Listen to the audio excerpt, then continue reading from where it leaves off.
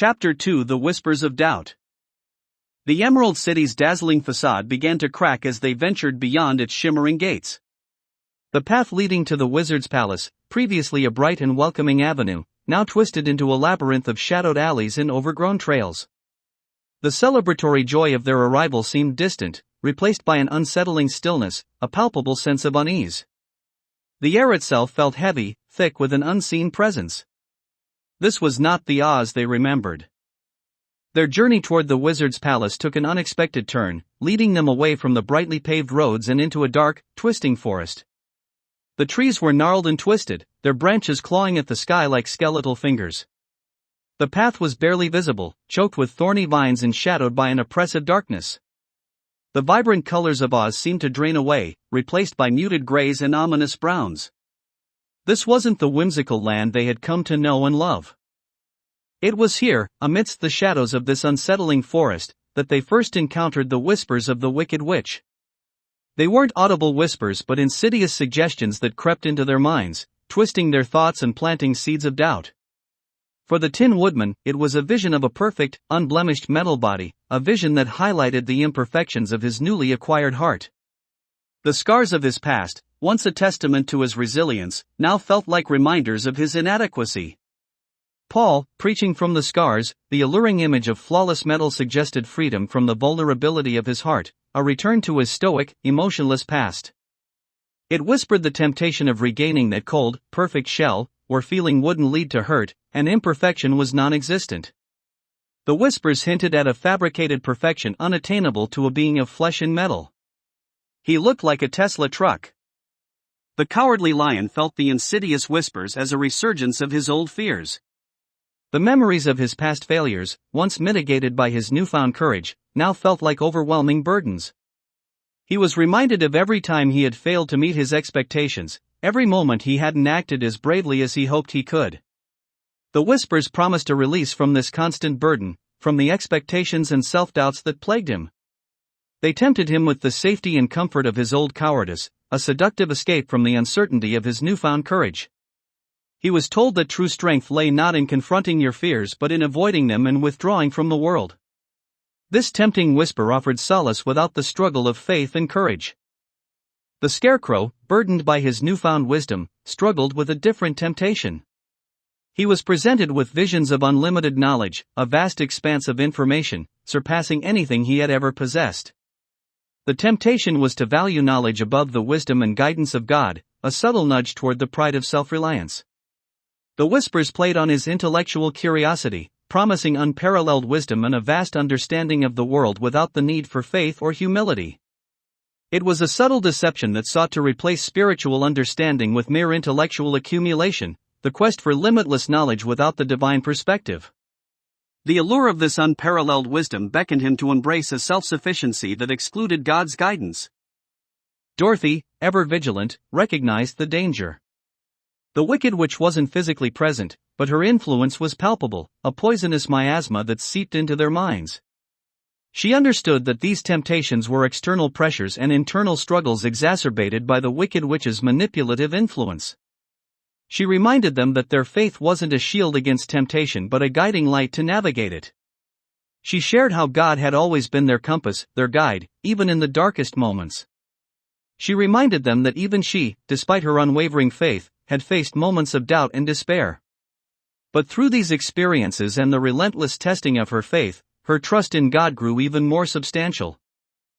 They continued deeper into the ominous forest, the shadows seeming to lengthen and deepen with every step. The trees formed a dense canopy, blocking out most of the sunlight. A chilling wind whispered through the branches, adding a layer of menace to the unsettling atmosphere. The path became treacherous, their journey filled with perilous obstacles that tested their newfound faith in God's unwavering support. The Wicked Witch's lair was nestled deep within the heart of this dark forest. It was a twisted, decaying mansion that seemed to grow out of the very earth. Its decaying timbers groaned ominously, and the windows were like vacant eye sockets, staring out at the world with a menacing emptiness. As they approached, a wave of cold air washed over them, carrying with it the stench of decay and despair. It was an eerie and foreboding place that filled them with a deep sense of unease. Inside, there was a labyrinth of twisting corridors and dimly lit chambers. Each room presented a new temptation, a fresh assault on their faith and resolve. The walls pulsed with illusions, dazzling visions designed to appeal to their deepest desires. Tin Woodman saw a reflection of himself, pristine and flawless, a metal perfection devoid of the vulnerabilities of a heart. The Cowardly Lion held a compelling and fearless image of himself, a mighty beast commanding respect and admiration. The Scarecrow saw a limitless library filled with volumes containing every piece of knowledge imaginable. Each image whispered promises of fulfillment, tempting them to abandon their faith and embrace the allure of worldly gratification. But Dorothy's unwavering faith and the support of her friends remained their most vigorous defense. They held on to each other, their hands clasped together, their faith in God their anchor in this storm of temptation. They found strength in the bonds of friendship, each sharing the burdens of temptation with the others, reminding each other of their shared faith and individual journeys. Dorothy recalled the scriptures, reminding them of the power of prayer. They knelt together, seeking God's strength and guidance, and a sense of calm washed over them, banishing the shadows that had surrounded them. The illusions began to fade, replaced by the clarity of their faith. They remembered the transformative power of God's love, the unwavering support He had provided during their journey, and the peace that came from relying on His guidance. The temptations continued, but their resolve grew more assertive. They found themselves able to resist the illusions, seeing their insidious nature. They learned to identify the whispers of doubt and challenge them with faith-filled declarations. They recalled the many times they had experienced God's grace and love, which strengthened their faith and allowed them to withstand the insidious temptations of the wicked witch. Emerging from the lair, they found the forest had transformed. The darkness had receded, replaced by a soft, ethereal light. The twisted trees stood tall and graceful, their branches reaching the heavens. The air felt fresh and clean, and a sense of peace and tranquility settled over them. The journey through the wicked witch's lair had been arduous, but they had emerged stronger, their faith deepened and refined. They understood the nature of temptation and the importance of relying on God for strength and guidance. Though fraught with challenges, their journey toward the wizard's palace now seemed more evident, their path illuminated by the light of their unwavering faith. The whispers of doubt had been silenced, replaced by the resounding voice of their faith in God's boundless love and enduring grace. They had overcome the deepest shadows of the wicked witch's lair and found strength and certainty in their faith. Their shared faith, reaffirmed and strengthened by their journey through temptation, shone brighter than any illusion the witch could muster. The path to the wizard now felt clearer, their steps surer, guided by a faith that had been tested and proven genuine. The forest thinned, the oppressive darkness giving way to a deceptive twilight. The gnarled trees, once clawing at the sky like skeletal fingers, now seemed to part, revealing a clear bathed in an unnatural, shimmering light. In the center stood a figure, tall and gaunt, draped in robes of faded purple and shimmering silver. This was no ordinary inhabitant of Oz. This was a being of illusion, a creature born of the Wicked Witch's dark magic, designed to prey on the Scarecrow's newly acquired wisdom. The Scarecrow, his straw stuffing rustling softly, felt a tremor of unease. His newly gained understanding, the wisdom gleaned from his spiritual journey, felt fragile, threatened by this unsettling presence. This being radiated an aura of vast knowledge, a seductive promise of intellectual enlightenment. It exuded an air of confidence, a self-assuredness that challenged the Scarecrow's still-developing sense of humility. The figure offered a captivating spectacle, but it carried a chilling absence of warmth and genuine compassion, a coldness that ran deeper than just the absence of a beating heart. "Welcome, Scarecrow," the figure said, its voice a melodious whisper that seemed to resonate within the Scarecrow's very being. "I see you seek wisdom. I offer you a wealth beyond your wildest dreams, a boundless ocean of knowledge, waiting to be explored." The Scarecrow, despite his initial apprehension, felt a surge of temptation. The offer was intoxicating, a siren's call to his insatiable intellectual curiosity. He longed to unravel the mysteries of the universe, to comprehend the complexities of existence, to possess a knowledge so vast it dwarfed anything he could ever have imagined. He had felt the hunger for understanding, the gnawing thirst for knowledge even before his divine encounter had gifted him with wisdom. And here, before him, was the promise of complete fulfillment. He looked to Dorothy, to the lion, and to Tin Woodman for reassurance. Their faces were etched with concern, their eyes reflecting their deep understanding of the inherent dangers of this alluring offer. Their silent support helped ground him, a reminder of the strength found in faith and friendship. Dorothy's steadfast gaze whispered a message of unwavering hope, a silent prayer for his strength. The lion's cautious demeanor was a silent warning. And even the Tin Woodman's expression, quiet and understanding, served as a beacon of calm amidst his internal turmoil. "What kind of wisdom do you offer?" the Scarecrow asked, his voice barely a whisper. He knew he was treading on dangerous ground, testing the boundaries of his newfound faith. "The wisdom of ages," the figure replied, its voice smooth and persuasive. "The secrets of the universe, the answers to every question you could ever ask. I can show you the true nature of reality, the hidden mechanisms that govern the world. I can unveil the mysteries of creation itself." The figure gestured towards a swirling vortex of light, a captivating spectacle of shifting colors and patterns, radiating a potent energy that pulsed with knowledge and a false promise of complete understanding. The temptation to step into that vortex, to embrace the limitless knowledge that lay beyond, was almost overwhelming. It was a seduction of the mind, an intellectual allure that whispered promises of self-sufficiency and the elimination of the need for any guidance at all. But then, a memory surfaced, a memory of God's gentle guidance, the quiet wisdom whispered into his straw-filled heart. He remembered the feeling of true enlightenment, of understanding that transcended mere intellectual knowledge. He recalled the profound peace that came from knowing his purpose, not through intellectual pursuit alone, but through faith and the guidance of a higher power. It was a wisdom that couldn't be measured or quantified, a profound understanding that far surpassed any number of facts, figures, or theories. It was wisdom that had transformed his very being. He thought of the dangers of seeking knowledge purely for the sake of acquisition, of the pride that can stem from valuing intellect above faith. He realized that true wisdom came not from a limitless accumulation of information, but from the understanding of God's love, compassion, and grace. This wisdom wasn't a collection of facts, but a profound understanding of one's purpose, a harmonious symphony of faith and knowledge. "Your wisdom is seductive," the Scarecrow said, his voice firm despite the tremor in his straw-filled heart. "But I have found a greater wisdom, a wisdom that surpasses the acquisition of mere knowledge." The figure recoiled, its illusory form flickering, its captivating aura dimming. Its power, fueled by the Scarecrow's internal conflict, began to wane as his faith strengthened. The mesmerizing vortex of light faltered and began to dissipate, the illusion of infinite knowledge crumbling under the weight of his newfound understanding. The Scarecrow turned away, his resolve strengthened, his faith unwavering. He knew that true wisdom came from humility, from the recognition of one's limitations, and the trust in a higher power. He understood that God's wisdom wasn't something to be acquired, but something to be sought after, through faith, prayer, and obedience. It was a relationship, not a transaction. As they continued their journey, the Scarecrow reflected on the encounter. He realized that the figure's tempting offer had been a test, a trial of his faith.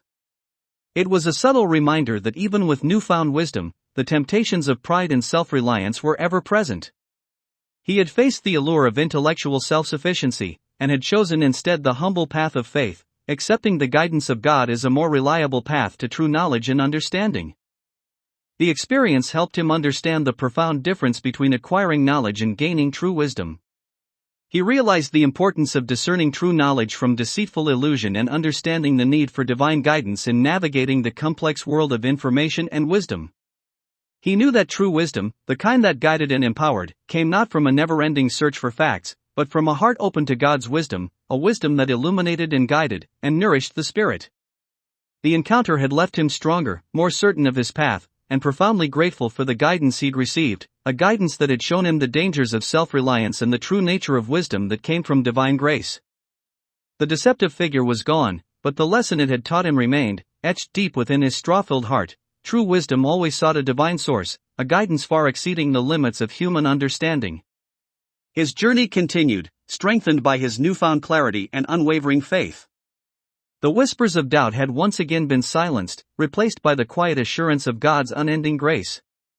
The path ahead remained uncertain, but his steps were surer, guided by the light of his faith and the wisdom he had gained through his trials and triumphs. The Scarecrow's ordeal had barely concluded when a new crisis unfolded, this time engulfing the cowardly lion. Their journey led them to a desolate, rocky landscape, a stark contrast to the vibrant Emerald City they had left behind. The air hung heavy with a sense of foreboding, the silence broken only by the mournful cry of a distant bird. Ahead, a massive chasm yawned, a seemingly insurmountable obstacle barring their path. It was a terrifying sight, a gaping maw in the earth, dark and deep, its edges jagged and menacing. The lion, usually brimming with bravado, despite its name, felt a tremor of fear grip his heart. This was no ordinary obstacle. This was a trial, a challenge that seemed to dwarf anything he'd ever encountered. The sheer scale of the chasm, the chilling emptiness staring back at them, filled him with a paralyzing dread. His usual boisterous confidence, the courageous facade he often presented, crumbled under the weight of this immense, overwhelming challenge. He felt small, insignificant, utterly vulnerable. I don't think I can do this, he confessed, his voice barely a whisper, lost in the vast emptiness of the chasm.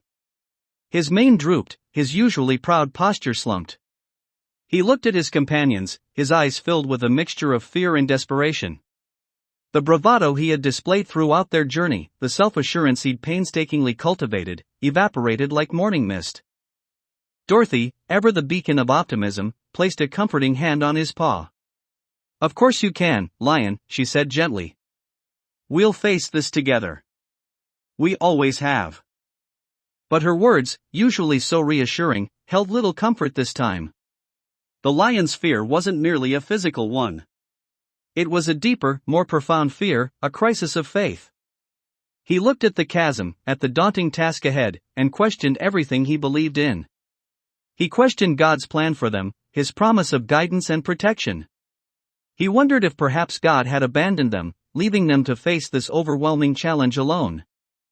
What if God isn't really there?" he mumbled, the question a desperate plea lost in the echoing silence. Doubt, like a poisonous vine, began to twist around his heart, choking the very life out of his courage. He felt abandoned, adrift in a sea of uncertainty, the familiar anchor of his faith lost in the stormy waves of fear. His internal struggle was palpable, a tempest raging within his tawny frame. He saw the faces of his companions, their expressions mirroring his own unease, yet holding a flicker of hope that he couldn't quite grasp. The thought struck him, if he failed here, what would become of them? His duty to protect them, a burden he had willingly shouldered, added to the weight of his fear. The scarecrow, having recently overcome his own spiritual trial, approached cautiously. "Lion," he began, his voice gentle but firm, "God's presence isn't always obvious. Sometimes, the greatest tests of faith are the ones that push us to our limits. This chasm, it isn't just a physical obstacle. It's a test, a trial of your courage, your trust in God." The Tin Woodman, ever practical, offered a different perspective. "We need to find a way across," he stated. "We can't let fear paralyze us. Let's search for a path, a way around, or a means of crossing. We'll rely on our strengths and on each other's assistance." His words, while logical and helpful, offered little solace to the lion's spiritual turmoil. The lion's crisis wasn't merely a physical one, it was a deep spiritual struggle. The chasm represented more than just a geographical barrier, it was a symbol of his inner turmoil, a manifestation of his wavering faith. He felt the weight of doubt pressing down on him, suffocating his spirit. The silence of God, in the face of this overwhelming challenge, felt like abandonment. He wrestled with the image of a loving, benevolent God and the harsh reality of his current situation. Why would God allow such an insurmountable obstacle? Why is this seemingly impossible task? He remembered stories from his childhood, stories of courageous heroes, of unwavering faith that triumphed over impossible odds. Yet, those stories felt distant, almost irrelevant, in the face of his present despair. He felt the familiar pang of self-doubt, the nagging whisper that he wasn't worthy of God's grace, that he was too weak, too cowardly to overcome this challenge. He closed his eyes, trying to quiet the storm raging within. He took a deep breath, and began to pray, a silent plea for strength, for guidance, for reassurance. He didn't demand answers, didn't question God's plan. Instead, he simply sought comfort, a sense of peace amidst the chaos. He pictured God's love, not as a distant, imposing force, but as a warm, comforting embrace. He remembered the moments when God's grace had touched him, the times when his faith had been strengthened, even in the face of adversity. and slowly, gradually, the storm within him began to subside. The calmness didn't erase the fear, but it replaced it with a newfound resolve. He wasn't sure how they would cross the chasm, but he knew that they wouldn't face it alone. He felt God's presence, not in a grand, miraculous display, but in the quiet strength that filled his heart. His newfound courage wasn't a sudden, miraculous transformation, but a slow, deliberate choice, a conscious decision to trust in God's plan, even when he couldn't understand it. He looked at his friends, at their unwavering support, and realized that his courage wasn't about his own strength, but about their shared faith, their collective trust in God's guidance. The lion's crisis was a turning point. It wasn't about conquering his fear, it was about confronting it, accepting it, and finding strength in his faith. The chasm remained a daunting obstacle, but it no longer held the same terrifying power. It was a challenge, yes, but it was a challenge they would face together, with faith as their guiding light. His courage, now tempered with humility and faith, shone brighter than ever before. The journey continued, the path ahead still fraught with challenges, but with the lion's spirit renewed and his faith strengthened, they moved forward with newfound hope. The chasm, once a symbol of his fear, became a testament to his resilience, a reminder of the strength that comes from overcoming adversity through faith in God's unwavering love and support.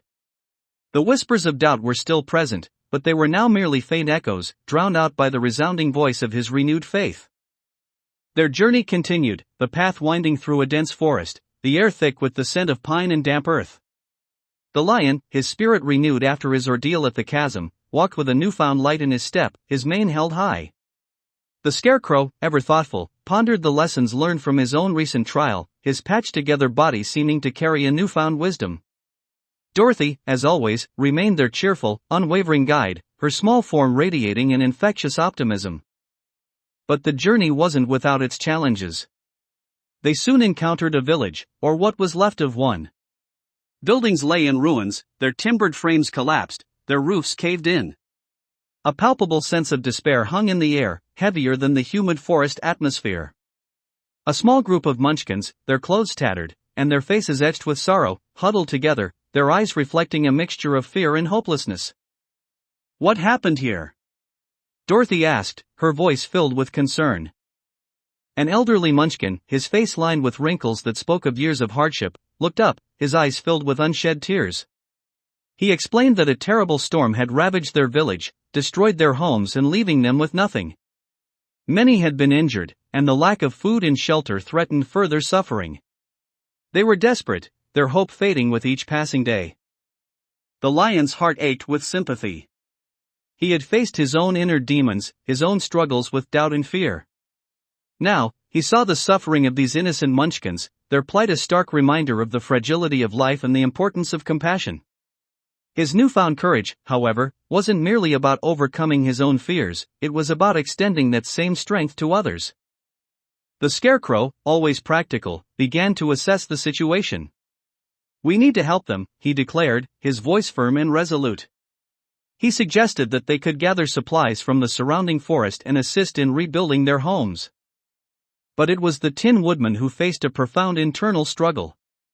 His metallic body, while strong and resilient, was not immune to the pain of others. The sight of the suffering munchkin stirred within him a deep sense of empathy. However, his own recent experiences had left him weary, his gears groaning under the weight of his emotional turmoil. He felt a pang of self-preservation, a desire to rest, to escape the weight of their collective despair. The thought of undertaking another arduous task, of helping to rebuild their homes, felt overwhelming. He wasn't weak, his body was strong and tireless in its own way. The difficulty lay in his own emotional capacity, or lack thereof. He wrestled with this internal dilemma, the weight of his conflicting emotions, a heavy burden on his metallic soul. He wanted to help, truly he did. But the prospect of more physical exertion, more emotional engagement, brought a gnawing sense of exhaustion. His desire for a heart, a yearning that had fueled his journey thus far, seemed to intensify as he observed the deep human needs and emotions before him. He longed to feel the full spectrum of human compassion, to truly understand the depth of human suffering, yet the toll of helping those before him threatened to drain his remaining resources. The Tin Woodman, accustomed to the clarity of his mechanical mind, was confronted with the murky complexity of human emotion. It was a test of a different sort, not of physical strength or courage, but of compassion, of selflessness. His internal conflict reflected a deeper spiritual struggle, a test of empathy. Could he truly empathize with their suffering and overcome his own fatigue to respond with genuine compassion? He watched Dorothy, ever the epitome of optimism, cheerfully assist the Munchkins, her gentle words of encouragement a balm to their wounded spirits. He watched the Lion, his own recent trials seemingly fading in comparison, rolling up his sleeves to help clear the debris. He watched the Scarecrow, his newfound wisdom guiding his hands as he helped to assess their needs. He was surrounded by examples of selfless acts, a symphony of compassion being played before his metallic eyes. Their actions were a silent rebuke to his own internal hesitation. The weight of their faith, their shared belief in a loving God, felt powerful. It wasn't a tangible force, but a warm current flowing through the village, a silent testament to their shared humanity. It was this shared faith that propelled him, or rather, his compassion, fueled by the shared faith, finally overcame his hesitation. He straightened his shoulders, his metallic joints clicking faintly. He approached the elderly Munchkin, his voice, though mechanically produced, carried sincerity that resonated with warmth and concern. "We will help you," he declared. His words weren't merely a promise, they were an affirmation of his newfound strength, a commitment born out of a profound awakening of compassion. This wasn't just a physical act of service, it was a testament to the spiritual growth he had undergone, a concrete expression of empathy that had slowly, yet surely, been growing within his metallic shell. He tirelessly worked alongside his friends, his metallic limbs moving with a surprising grace and efficiency. He didn't just rebuild houses, he rebuilt hope. His actions weren't fueled by a mere sense of duty, but by a deep-seated empathy, by a heart that, though not of flesh and blood, possessed a boundless capacity for compassion. The experience was more than just a physical test, it was a transformative one, a lesson on the power of selflessness, and the strength that comes from extending compassion to others. Tin Woodman's internal struggle, his personal test of compassion, deepened his emotional capacity, illustrating the extraordinary power of genuine empathy. The echoes of his internal debate faded as the village, slowly but surely, came back to life under the combined efforts of four unlikely heroes. He didn't just help them rebuild their homes, he helped them rebuild their lives, and in doing so, helped to rebuild his own understanding of compassion. This act of service was a testament to the power of God's love working through him, a silent affirmation of his spiritual journey. The journey continued, not just through the physical landscape of Oz, but also through the landscape of his own growing heart. His empathy, once a fragile seed, had grown into a sturdy oak, able to withstand the storms of doubt and hardship. The sun dipped below the horizon, casting long shadows across the ravaged Munchkin village. The air, still thick with the scent of damp earth and decaying wood, held a different quality now, a tentative hope, fragile as a newborn bird. The Lion, his mane dusted with sawdust, chuckled, a low rumble in his chest. The Scarecrow, his straw slightly askew, smiled, his patched face radiating contentment. Even the Tin Woodman, his metallic limbs tired but his spirit buoyant, felt a warmth spread through his metal frame, a warmth far exceeding the fading sunlight. This warmth was the glow of shared accomplishment, a shared faith that had bound them together and propelled them through their arduous task. But it was Dorothy, small and seemingly insignificant against the backdrop of the devastation, who embodied the source of their strength. She moved amongst the exhausted Munchkins, her voice a gentle melody that soothed their frayed nerves. She wasn't just offering physical aid, she was offering comfort, reassurance, and a profound sense of hope that seemed to emanate from within her. She spoke of God's unwavering love, a love that transcended the destruction and despair around them. She reminded them of his promises, whispered tales of his faithfulness, weaving stories of resilience and perseverance drawn from the scriptures she knew so well. Her faith was not a passive belief, it was an active force, a guiding light in their darkness. She moved with a purposefulness that belied her small stature, her hands gently tending to the wounds of the injured, her words offering solace to the grieving. She organized the meager supplies, delegating tasks with quiet efficiency that spoke volumes about her character. It wasn't just her actions, but her unwavering belief in God's plan, her unyielding optimism that instilled courage in the hearts of the others. She spoke of the power of prayer, how even during such devastation, God was still present, still working, still guiding their steps. She taught them hymns, simple melodies that filled the air, replacing the silence of despair with a chorus of faith. Each hymn was a testament to her unwavering belief, each note a prayer rising towards heaven. She sang of God's steadfast love, of His mercy and grace, her voice clear and strong, carrying the message of hope to the weary hearts around her. Her simple faith, untainted by doubt, became a beacon of light, illuminating the darkness and dispelling fear. The Munchkins, initially hesitant and withdrawn, found themselves drawn to her infectious optimism, their own spirits slowly lifted by the presence of her unwavering faith. They sang along, their voices initially hesitant, gradually growing stronger, blending with Dorothy's, creating a symphony of hope that resonated through the village. Dorothy's actions were not grand gestures, but rather simple acts of kindness, each one infused with a deep faith that resonated with those around her. She helped an elderly Munchkin tend to his injured leg, whispering words of comfort and faith as she cleaned the wound. She shared her meager rations of food, not with a sense of obligation, but with a genuine desire to ease their hunger. She sat with the children, telling them stories of God's love, her voice a soft lullaby that soothed their fears. She helped gather wood for the fires, her small hands working tirelessly, her spirit unwavering. Her faith wasn't merely a personal conviction, it was a tangible force, a source of strength for her companions. She reminded the lion that his courage wasn't his own, but a gift from God, a strength bestowed upon him through faith.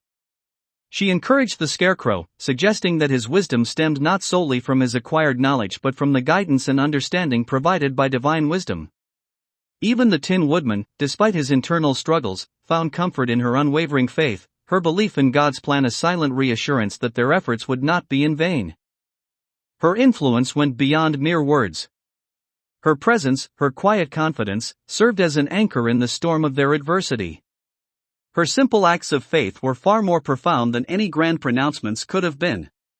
She showed them that faith wasn't a passive belief, but a way of living, a way of being, a guiding force in the face of adversity. She showed them how to transform despair into hope, fear into courage, and doubt into faith. She didn't preach, she simply lived her faith, allowing its radiant power to shine through her actions. Her quiet strength was contagious, inspiring her companions to persevere, to believe in the possibility of a brighter future, and to find strength in their shared faith. As night fell, a sense of peace settled over the village. The fires crackled, casting dancing shadows on the makeshift shelters.